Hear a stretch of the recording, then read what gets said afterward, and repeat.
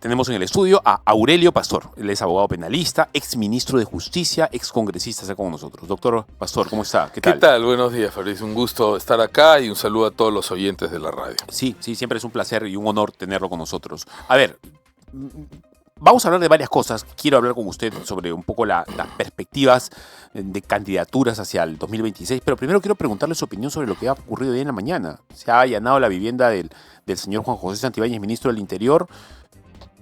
No sé si coincidentemente, pero poquito antes de que entre a una censura al Congreso. Mira, él ya fue allanado algunos días atrás. Entiendo que la diligencia que tiene una motivación por parte de la Fiscalía y que es aprobada por el juzgado, tiene que haber tenido algún tipo de resultado. Y no entiendo cuál podría ser la sustentación de la necesidad de volver a hacer un allanamiento posterior, salvo que la Fiscalía tenga alguna información relevante de que posteriormente a la primera diligencia llegó algún tipo de información que pudo haber sido ocultada o guardada dentro de ese domicilio, sino ¿qué podría motivar una segunda intervención? Yo creo que aquí podría haber más bien otro tipo de motivaciones, ¿no? De carácter político, algún tipo de presiones adicionales sobre el ministro. Yo no conozco al ministro del Interior, ¿no? Lo he visto muy activo a lo largo de su gestión, más activo que otros ministros que lo único que les he visto es ponerse un fajín y no hacer absolutamente nada. Tampoco lo defiendo. Entiendo que el pedido de interpelación del Congreso es un pedido razonable en función de las cosas que han ocurrido en los últimos tiempos. Y que probablemente su censura también tenga una respuesta de carácter político a la ciudadanía frente a lo que ha ocurrido y que ha sido detonado con el asesinato del cantante del grupo Armonía 10. Ajá. Entonces, porque si el Congreso no interpela y no sanciona al ministro, entonces la gente pudiera interpretar que frente al caos que hay en este momento no hay una reacción en el Parlamento. Entonces, él seguramente va a tener que dejar el cargo, correcto. Ahora, lo que yo creo es que el que venga no va a cambiar las cosas. Y O lo sea, he dicho. no es un problema del ministro. No, yo lo he señalado. El problema no es el ministro, el problema es el gobierno, que no hay, porque no hay gobierno, ¿correcto? Entonces yo en eso lo tengo absolutamente claro, no hay gobierno y por lo tanto no hay una estrategia, no hay objetivos, no hay metas y no hay resultados frente al tema de la inseguridad ciudadana. No lo hay y creo que tampoco va a haber durante este gobierno. A ver, usted ha sido ministro de Estado. Usted más o menos sabe cómo funcionan las cosas desde dentro, cómo se debería razonar o reaccionar desde dentro. A ver, le falta a la señora un año y un poco más, probablemente. ¿Cómo debería reaccionar un gobierno como este, aparentemente sin mucha, no sé si preparación, pero sin muchas decisiones, a puertas al 26? Ya, a ver, primero, hay que ver qué es lo viable para este año y 3 meses que le quedan de gestión al gobierno de Dina Boluarte y lo viable dentro de una realidad. Quien debe liderar la lucha por la seguridad ciudadana en el país es la presidenta de la República o el presidente de la República. Porque al final la responsabilidad es de ella. No. La última responsabilidad Además, de seguridad es de ella. Además, la inseguridad ciudadana necesita un plan de acción en el que participen diversas instituciones. Este no es un problema únicamente de la Policía Nacional, tampoco es un problema únicamente del INPE, que es el que cuida a los internos, y tampoco es un problema solamente del Poder Judicial o del Ministerio Público. Es un problema integral, ¿correcto? Que tiene que ser solucionado de manera integral. Cada una de las instituciones tiene un componente y tiene una función que cumplir, ¿correcto? Una vez que nosotros tengamos la estrategia que pasa por mejorar el control de la seguridad en las calles. Y eso significa tener policía más operativa, policía mejor armada, más policías, porque hoy faltan aproximadamente unos 50.000 efectivos, haber hecho una purga de los malos elementos que contribuyen con la delincuencia y la corrupción en el país y no permite que la policía sea eficiente. Una vez que se haya articulado el trabajo de la Policía Nacional con otros grupos de seguridad que existen como los serenazgos, los comités de autodefensa en las ciudades o en determinados lugares, y una vez que se haya concertado todo eso, tiene que, de manera paralela, tenerse un plan de cuidado de las personas que van a ser intervenidas. Porque el sistema penitenciario peruano actual, Fabricio, no está preparado para recibir a ese tipo de criminales. No está preparado. O sea, nosotros tenemos un sistema en donde hay penales comunes y penales de alta seguridad. Pero lo que necesitamos hoy es además tener penales de altísima seguridad. Eso significa penales en donde puedas recluir a determinados delincuentes, arriba, que son varios. En la Puna, no sí, solamente el lugar. Chayapalca es un buen lugar. Okay. No sé, pero no es solamente el lugar, sino las condiciones de la reclusión. Me está hablando entonces de nuevos penales. Por supuesto, porque los actuales penales no están preparados para combatir este tipo de delincuencia. Y cuando hablo de nuevos penales, me refiero, por ejemplo, a un penal con celdas unipersonales, en donde el que esté interno no esté en una celda unipersonal con barrotes, sino con placas, aislado absolutamente del resto. Americana. Totalmente, que no tenga contacto con nadie. El tiempo de patio que le corresponda al día tiene que hacerlo él solo. Si está en un pabellón de 50 y hay 12 horas de patio al día, se divide las 12 horas entre los 50, le toca 20 minutos, son 20 minutos para él solo. En donde los que cuiden el pabellón usen pasamontañas y tengan prohibición de hablar con los internos. ¿Y cómo se controla eso?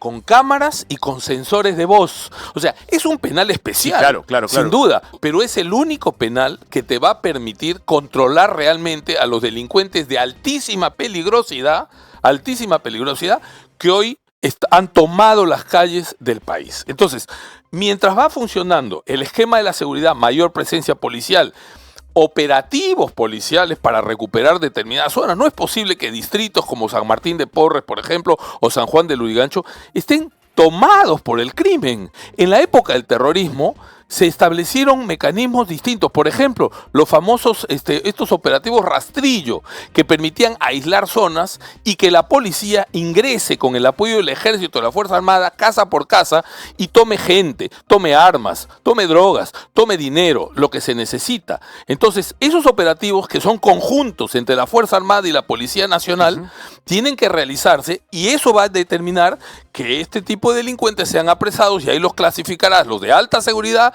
los de altísima seguridad. Tiene que haber también un correlato en el Ministerio Público, que es el que recibe inmediatamente a los detenidos para tomar decisiones precisas de qué le va a pedir al juez. Tiene que haber una coordinación con el Poder Judicial para que no se estén soltando a los presos cuando sobre todo se trata de internos de alta peligrosidad. Tiene que haber un correlato con el Ministerio de Economía, que es el que tiene que dar los fondos para poder implementar todo el servicio de inteligencia, de contrainteligencia. Ayer conversaba con un especialista en esto y me decía que se han formado algunas unidades de lucha contra las extorsiones, ¿no? En algunos lugares donde hay gente preparada, pero por ejemplo para hacer inteligencia les han puesto 2 patrulleros pintados que dice Policía Nacional y su circulina. ¿Cómo podemos hacer inteligencia? Me decía, caminando por las calles con este tipo de vehículos. Tenemos que meternos entre la gente para que no nos puedan identificar. Entonces no hay, a pesar de que hay grupos y a pesar de que la policía tiene unidades muy especializadas que funcionarían muy bien, no tienen el apoyo logístico que necesitan para poder hacer su trabajo. Y esto hay que hacerlo. Y no solo en Lima. Hay lugares del país peligrosos, sobre todo en el norte, donde hay ciudades que están acosadas por el crimen, como Trujillo, como Chiclayo, inclusive hasta Piura, determinados lugares. Entonces, verás tú que es un trabajo integral, donde inclusive interviene el Ministerio de Relaciones Exteriores, porque para poder llevar a cabo estas políticas vas a tener también una resistencia en algunos lugares del exterior y tienes que tener una Cancillería preparada para responder y explicar a nivel internacional las medidas que se están tomando en el país. Entonces todo eso No lo va a hacer el gobierno de la señora Boluarte en 13 meses, pero probablemente algunas Pero cosas podría sí lo empezar pueda a hacer. hacerlo. Podría, por ejemplo, fortalecer a estos equipos anti-extorsión, darle la logística y el apoyo que necesitan para actuar. Podría coordinar con el Ministerio Público. Hay una situación, hay un tema que a mí me gustaría preguntarle, que es el asunto de la evidente crisis dentro de la policía en el tema investigativo. Sí. Incluso pareciera que hemos asistido en la última década o en los últimos años a una situación en donde la policía ya casi no sabe investigar, porque los investigadores del pasado se quedaron en el pasado y la policía nunca investigó, se le dio la prerrogativa en la primera instancia hacerlo a la fiscalía. A la final es el policía de las comisarías o de la IRIN que terminaron casi obedeciendo las órdenes de los fiscales. Sí. Y no nos hemos acostumbrado nuevamente a tener nuestra policía antigua que teníamos, que eran unos abusos buenazos, y ahora parece que parte de esta epidemia de pequeñas banditas que nos están haciendo la vida imposible podría ser, y le pregunto, ¿porque la policía no sabe investigar? No, ¿O cada vez hay menos investigadores? Es posible. Hay una gran parte de ellos que están haciendo labores administrativas. Y lo que hay además en la policía es un gran desánimo, porque consideran que no están siendo tratados como deberían ser tratados. Y efectivamente, un miembro de una unidad de investigación necesita no solamente la logística, necesita tener el apoyo que requiera, sino también una remuneración y un seguro adecuado que le permite estar concentrado en el trabajo que hace. Pero hoy día gran parte de la policía está más concentrada en el trabajo que hace fuera de sus horas laborales para completar el sueldo para poder vivir. Esa es la verdad. Ellos tienen un régimen que es 1 por 1. Entonces, como no tienen control, a veces llegan, firmen, se dan una vueltita y se desaparecen porque están más preocupados por otro tipo de aspectos que son naturales en el ser humano. Tiene una familia, sí, claro, tiene hijos, tiene que alimentarlos, tienen que estudiar, tiene una serie de necesidades. Y el Estado no está cumpliendo adecuadamente con la policía. Esta no es una justificación para que no hagan su trabajo, pero es una explicación que te lleva a que tienes que tomar todo esto de manera integral. No puedes estar obligando y enfocándote absolutamente en la policía, pero la policía es lo más importante que tenemos. Fortalecer la policía, respetar sus jerarquías, respetar el trabajo que hace, respetar a sus mandos, porque en algunos momentos hemos visto cómo descabezan mandos policiales sin ningún tipo de justificación real, sino por cálculo político para poder colocar a alguien en un puesto determinado. Y esto también desanima a la policía, porque la policía, quien integra la policía, tiene una carrera. Entonces, en esa línea de carrera, ven cómo descabezan. Entonces, ¿qué sentido tiene continuar en una institución que no le da ningún tipo de seguridad, ningún tipo de aliciente? Pero esto es muy difícil que lo entienda el gobierno de la señora Boluarte, porque es un gobierno, y ella especialmente, que tiene serias limitaciones. Pero hay algunas cosas que sí podrían empezar hoy día y que lo hemos dicho.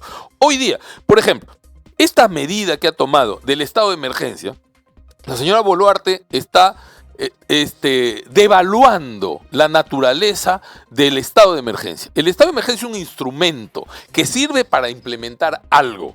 El estado de emergencia declarado, decretado, publicado por sí solo, no soluciona absolutamente. Al contrario, claro que sí, da la impresión de que es un instrumento que no sirve para nada. Porque la gente le preguntas, oye, ¿ha visto? No veo presencia, nadie me cuida, las cosas siguen igual, entonces el estado de emergencia no sirve. Eliminen el estado de emergencia porque no al contrario, perturba determinadas actividades económicas de repente en el distrito, en la zona. La gente se siente limitada a cambio de nada. Me limitan algunas libertades, pero no me dan nada de lo que yo estoy pidiendo. Entonces, el estado de emergencia tiene que ir de la mano de un objetivo, de un plan que no hay, lamentablemente, hoy en el Perú. A ver, antes de hablarle de este asunto interesante que usted está hablando sobre el cálculo político, porque me parece que los caviares van a tener que buscar algún candidato y deben estar en todo el cálculo político. Ahorita hemos sospechado no solamente nosotros, sino que algunos más, que las pretensiones de Susel Paredes a raíz del pedido de censura a Santibáñez y varias de las cosas que está diciendo muy en contra de lo que había dicho en el pasado indicaría que la señora quiere ser candidata.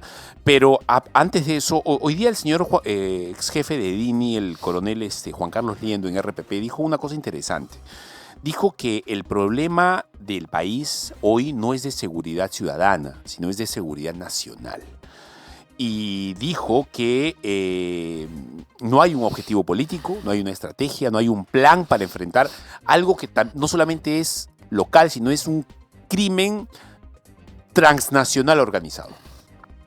Bueno, efectivamente, algunas organizaciones criminales como el Tren de Aragua, por ejemplo, es una transnacional criminal, que no solamente está instalada en gran parte de los países de América Latina, sino también ha ingresado a Estados Unidos y hay una serie de información que nos dice que ya habría llegado a Europa a través de España.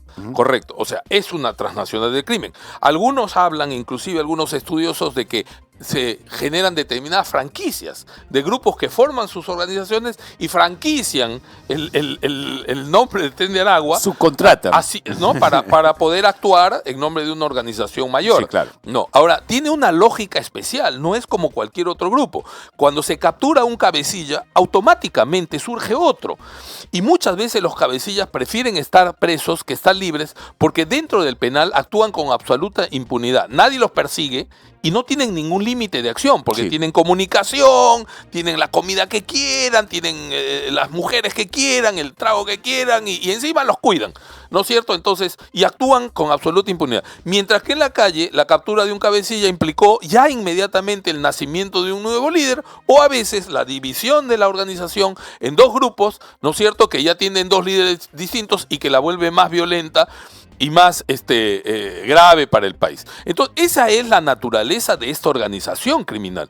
Y por eso es que te decía desde el principio que nuestro sistema no está preparado para poner en los penales a este tipo de gente, porque ponerlos en los penales no soluciona tampoco absolutamente nada en la medida de los penales que nosotros tenemos hoy día en el Perú, ¿correcto?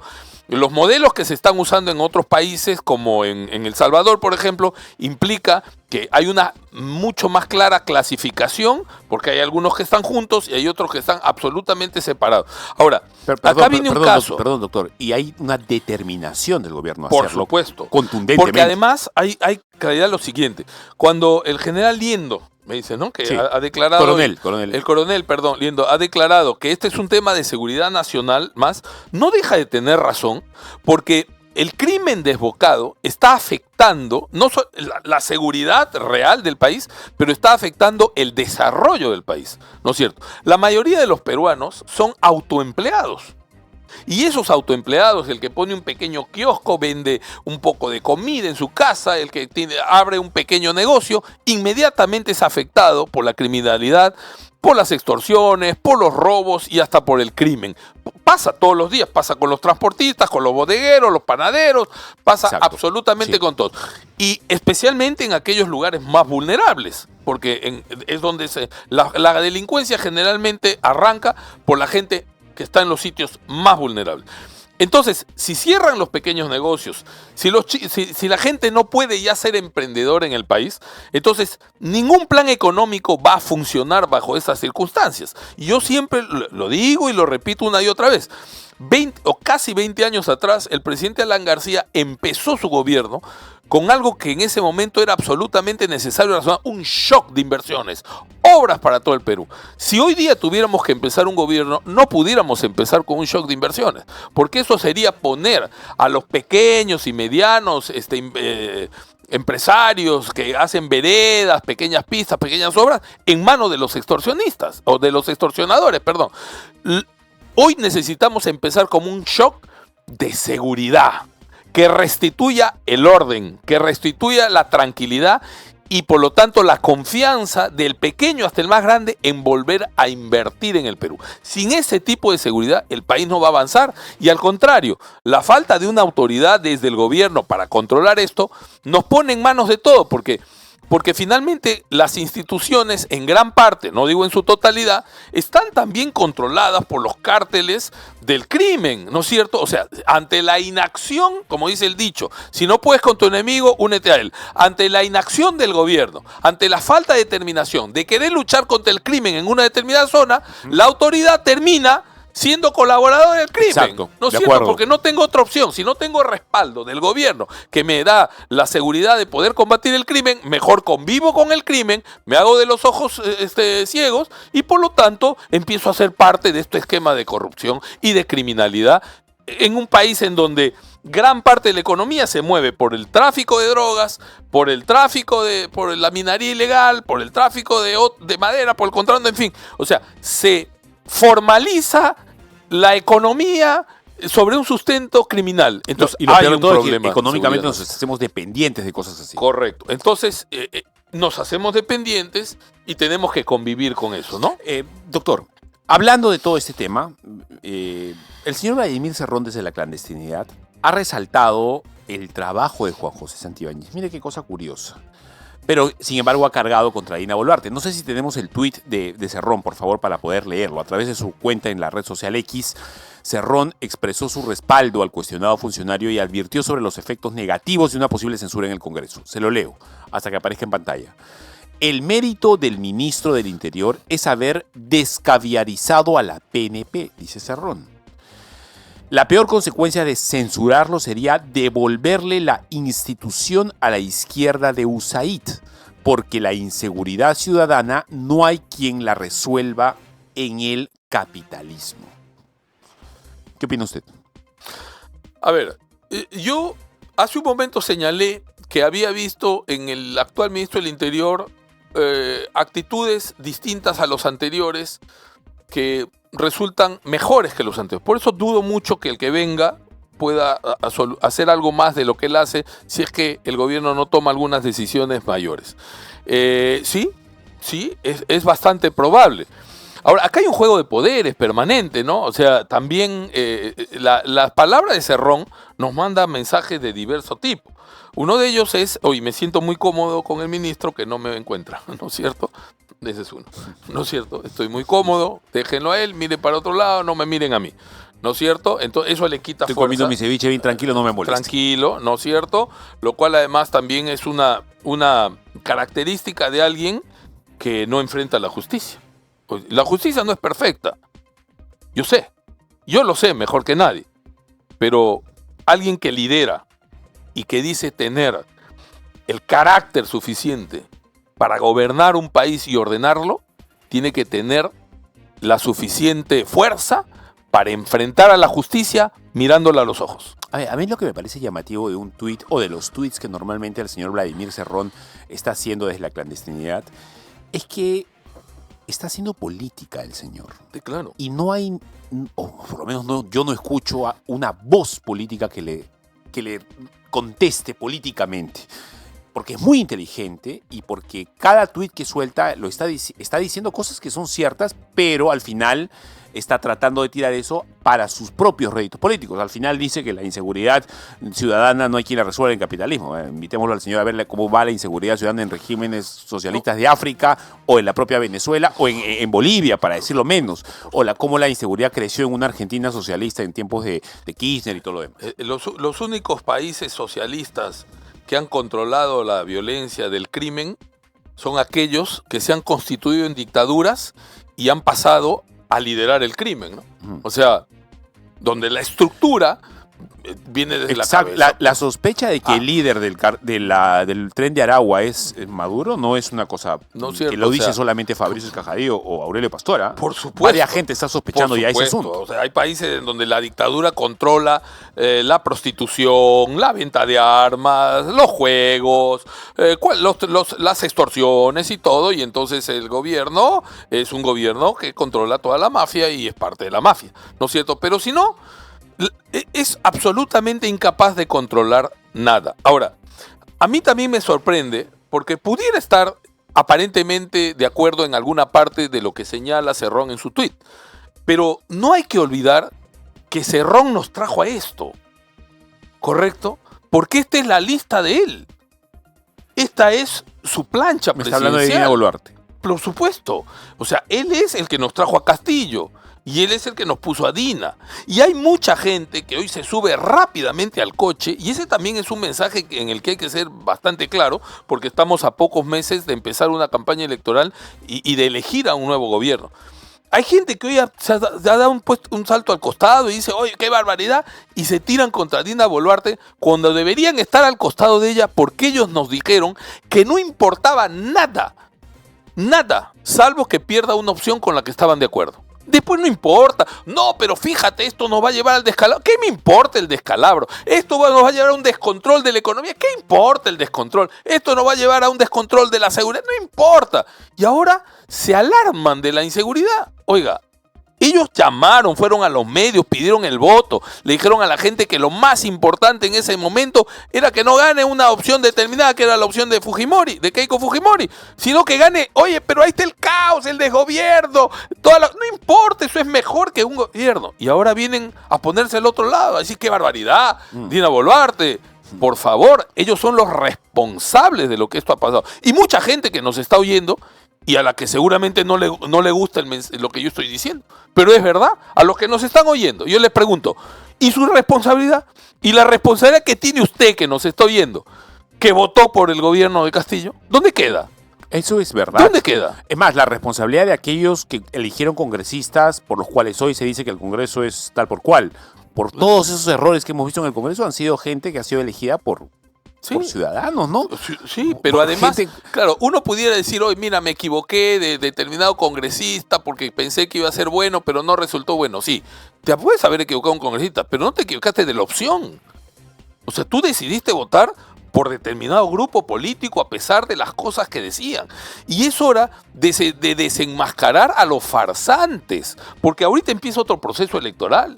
Y esta tiene que ser una campaña, Fabricio, en donde actuemos políticamente de manera incorrecta. Todos, no solamente los supuestamente políticos. Políticamente incorrectos, porque es hora de poner a los farsantes al medio y de desnudarlos públicamente para que la gente sepa quiénes son y para que no vengan a dar lecciones de lo que no son capaces de realizar.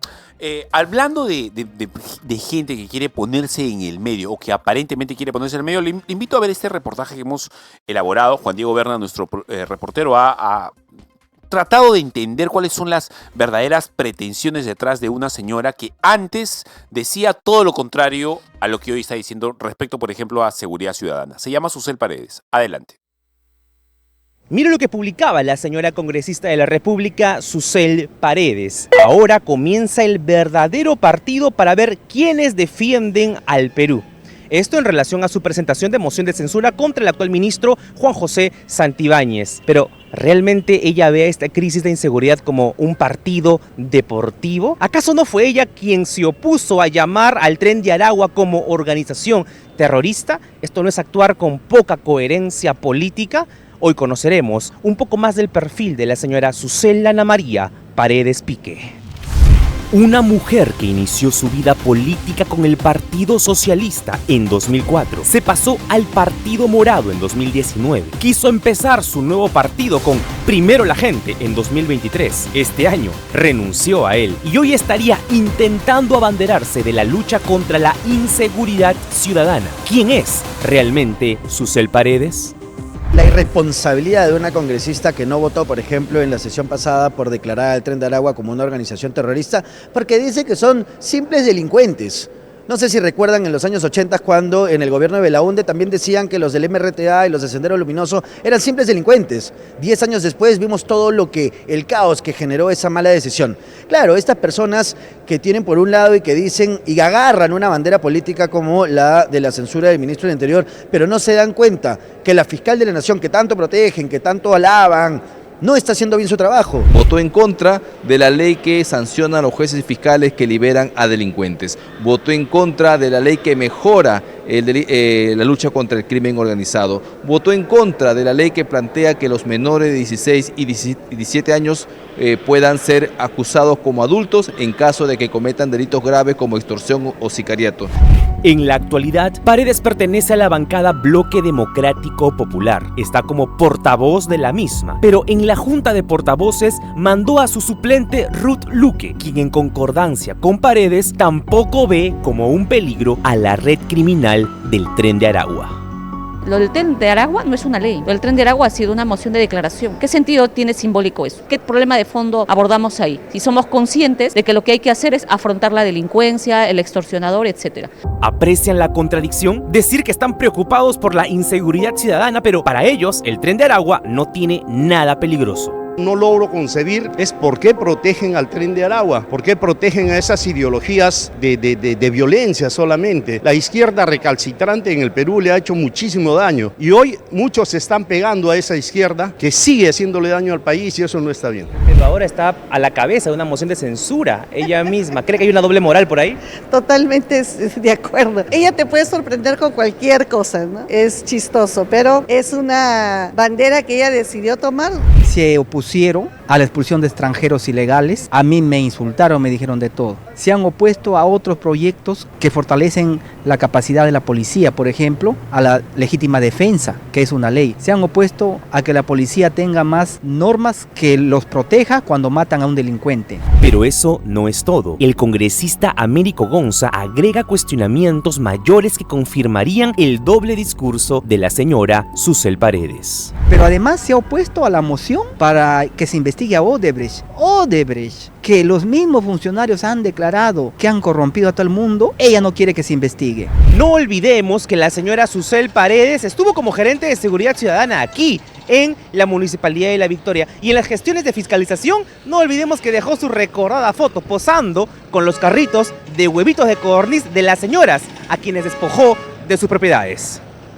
Sale a la palestra a partir de perseguir a los pobres, a los ambulantes, a la gente que trabaja en el día a día. Ahora se utilice para otros propósitos, como para poder posesionar seguramente una candidatura futura, ¿no? Lo que ellos buscan es evitar que un ministro saque al sistema caviar de las instituciones del Estado enquistadas. Una de las guaridas de los caviares ha sido el Ministerio del Interior. Todos los ministros del Interior, Kuczynski, Humala, Sagasti, Vizcarra, han venido del IDL. De estas ONGs que sabemos que responden a intereses transnacionales. Son de patria realmente, ¿no? Esperamos por más de 4 horas a la congresista Susel. La llamamos por teléfono en más de 3 oportunidades, pero no nos dio razón. Mientras tanto, vaya grabando bien el rostro de la señora Paredes, porque es probable que busque aliarse con alguien como Julio Guzmán para las próximas elecciones. En política es importante la coherencia, ¿no? Quien no es coherente con sus actos dice y hace lo que predica. Entonces, claramente la señora Susel Paredes no es ejemplo de coherencia en estos momentos. Acuérdate que también fue ella la que dijo que el señor Castillo no era un delincuente, o si robaba, pero actuaba, o sea, mal.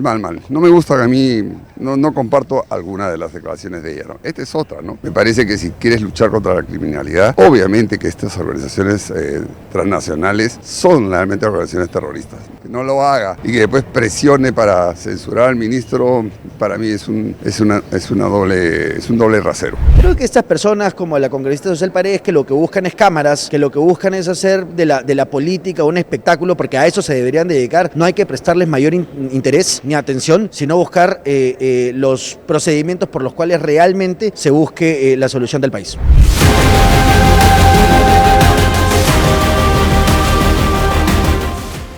A ver, es un reportaje que trata un poco, doctor Pastor, sobre el signo de lo que es ser caviar, ¿no? Digo hoy día una cosa, pero como me conviene absolutamente lo contrario, cambio mi conciencia y me pongo a defender todo lo contrario de lo que dije hace un año. Claro, la señora Susel parece ser ejemplo de eso, lo hemos escuchado hablando en contra de algo por lo que ahora está defendiendo.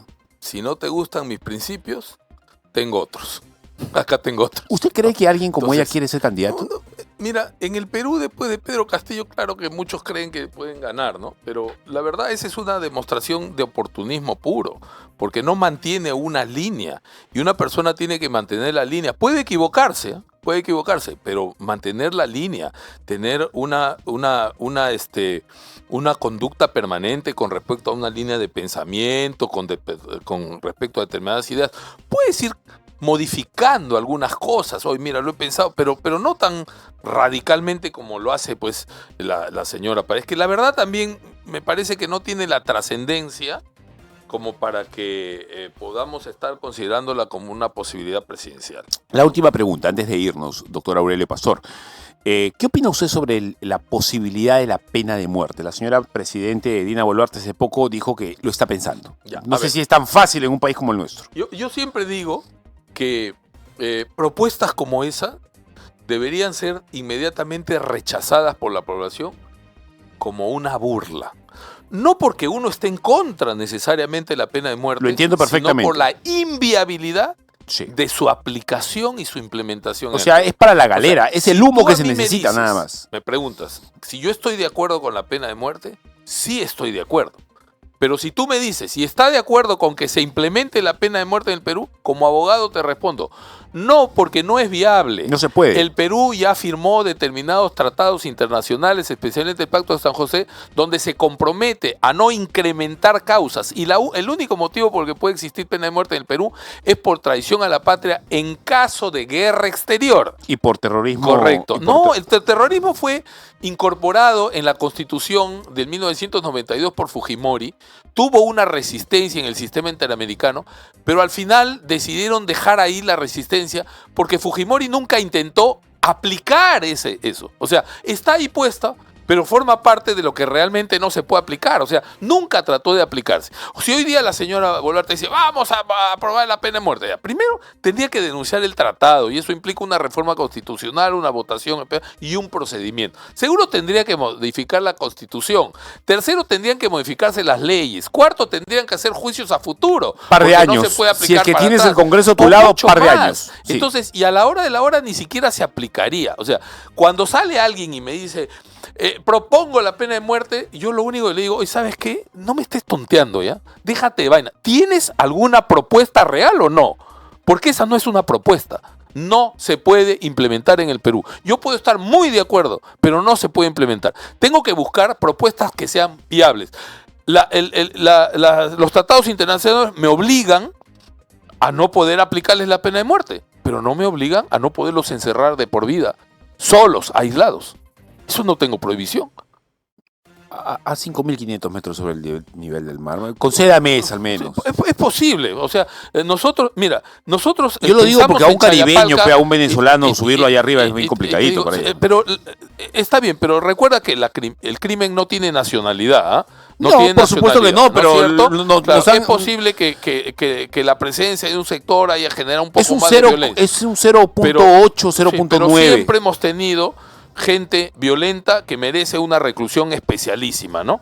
Chayapalca estuvo cerrado durante un buen tiempo, lo volvimos a abrir nosotros en nuestro gobierno, lo volvimos a abrir, y créeme que cancelamos una generación de delincuentes durante el gobierno del presidente Alan García, cuando a esa cárcel mandamos a los injertos, a los destructores, a la gente de esa época, el Cholo Jacinto, el Cojo Mame, gente que entró y que nunca más volvió a salir de ese lugar.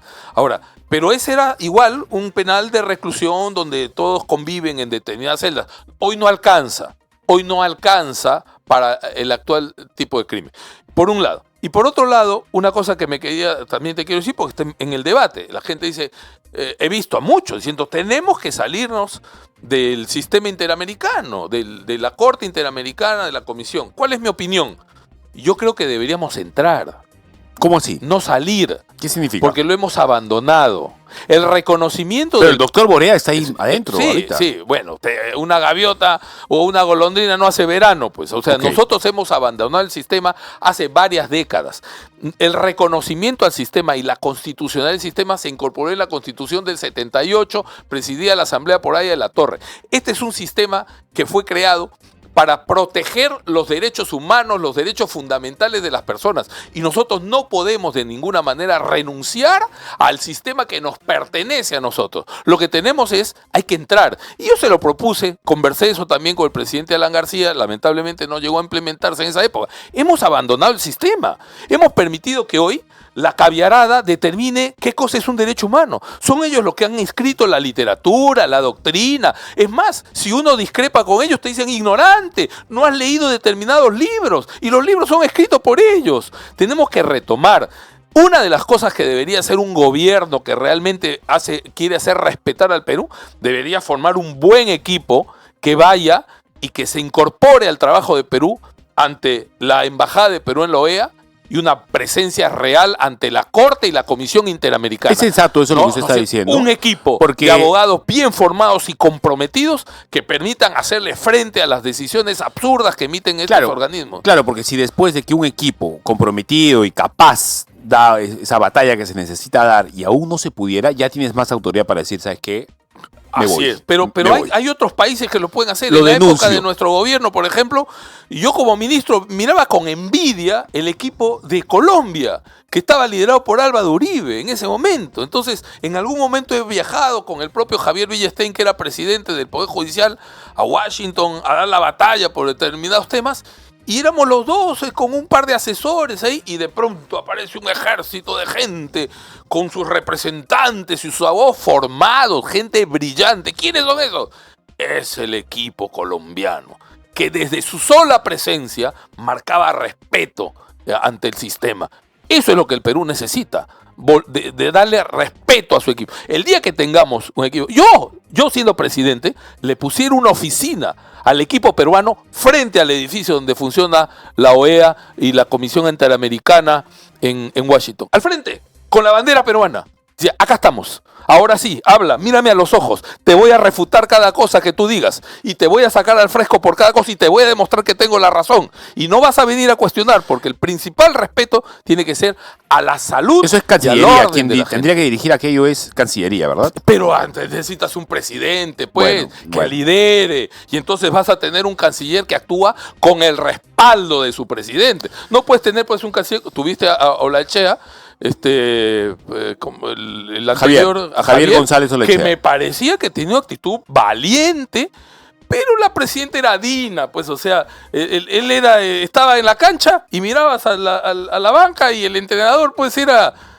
No voy a dar nombres, ¿no? No había entrenador. No, pues. Entonces el tipo terminó dando una batalla en solitario y en una de esas le quitaron la pobre y lo sacaron. No, tiene que ser política de Estado. Mira, Fabricio, la defensa de los derechos fundamentales, la derecha del orden en el país, es política de Estado. Y no hay que olvidar una cosa muy puntual y básica. El Estado tiene 3 elementos. El territorio. Primero, la población. Segundo, el territorio. Y tercero, la ley. Eso significa orden. La primera obligación de un gobierno es dar orden al país. Sin orden, nada se puede hacer.